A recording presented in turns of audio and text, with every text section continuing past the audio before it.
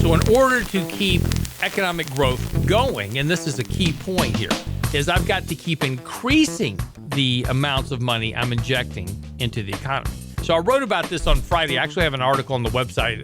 It's talking about universal basic income, because that's what we're talking about here, right? So we are supplying income to households.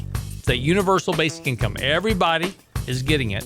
And when they get it, they spend it. So we measure GDP growth on a year-over-year basis, right? So what is our GDP this year versus last year? It was up 2%. That's how we measure it, right? So we had 2% growth year over year. So the problem with UBI is that once I inject $1 trillion into the economy, I've got to do more the next time to keep getting economic growth, because if I don't, my economic growth remains the same.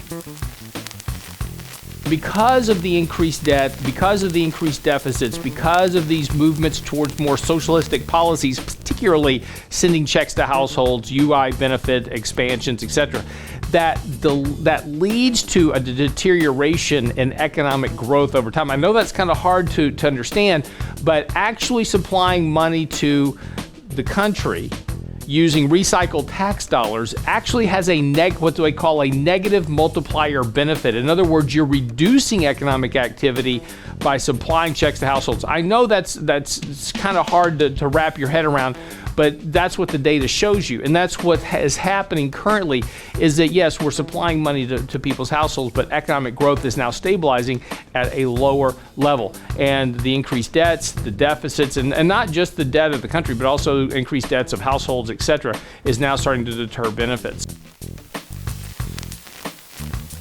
So if you have cash right now and you want to invest it into something, you want to do something with it, you can only have 2 of 3 outcomes. Even cash only has 2 of 3 potential outcomes. And there's no investment that has all 3. You can either have safety, liquidity, or return. Cash is safe and is liquid, right? So I can convert cash to anything I want immediately. Go buy a cup of Starbucks, go to the grocery store, buy a gallon of gas, immediately liquid. It's also safe. I can't, unless I actually physically drop the cash on the ground, I can't lose it, right? It doesn't lose value in a moment. Yes, it loses value over time to inflation. Not talking about that. We're not talking about long-term effects. We're talking about right now. CDs, as an example, very safe, but they're not liquid. And I get a return from CDs. So I get safety and return from CDs, but I don't have liquidity. Bonds, I have safety and return, but no liquidity. Stocks are great because they go up. So I've got return and they're liquid. I can sell them at a moment's notice. I've got return and liquidity, but I don't have safety because they can drop in value very quickly. So when you think about what you do with your cash and how do you invest it and what do you do with it, it always comes down to those 2 issues. I can have 2 of 3, but I can never have all 3 of any type of product. Annuities, insurance products, etc. They're all the same. They all have 2 out of 3 of those 3 issues: safety, liquidity, or return.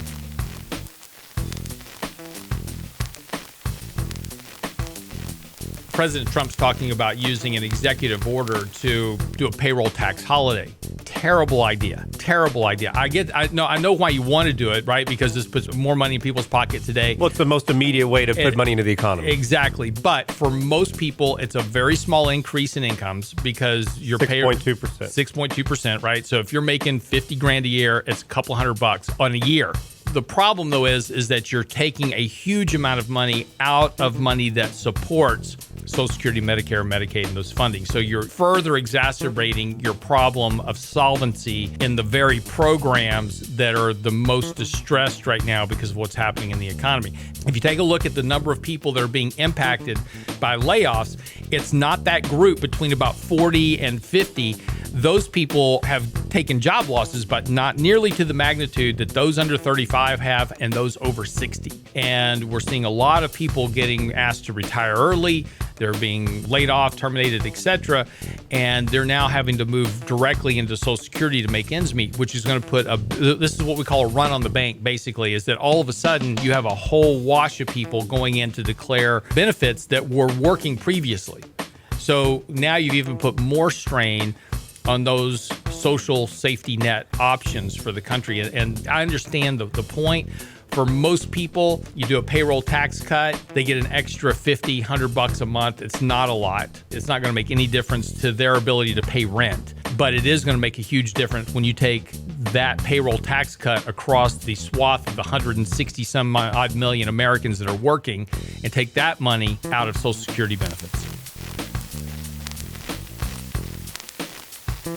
There's a good inflation, there's a bad inflation.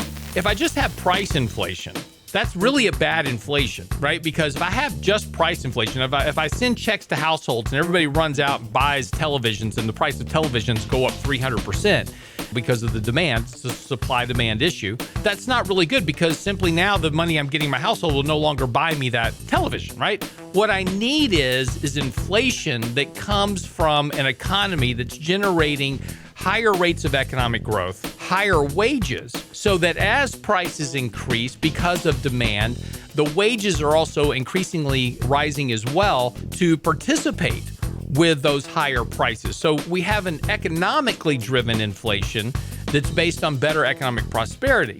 But just driving price inflation, which is what the Fed's trying to do here, isn't necessarily a good thing. They may get 2% inflation, but that doesn't mean that you're going to have a strong economic environment or closing of the wealth gap. Right. No, and some people are going out and taking this money and they're buying stuff, which inherently is good, but it is pushing up the price of some of these goods that they're buying. But at the same time, wages aren't going up. There's 10+% unemployment.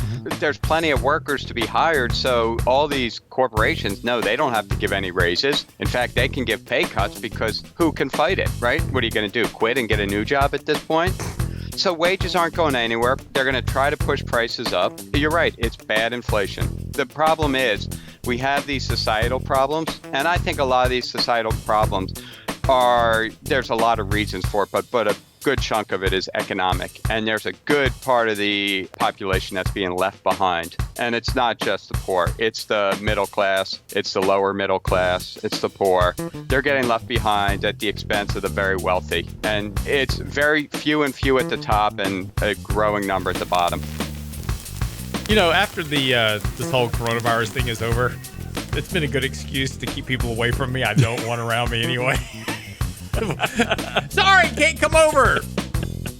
Yeah, I don't know what excuse I'm going to use next. I think I'm going to open up an excuse line on our website. So please email me your excuses that are usable for people you don't want to really see anyway. Sorry, I've got to wash my masks out tonight. Exactly. Anyway, yeah, we're getting to that point.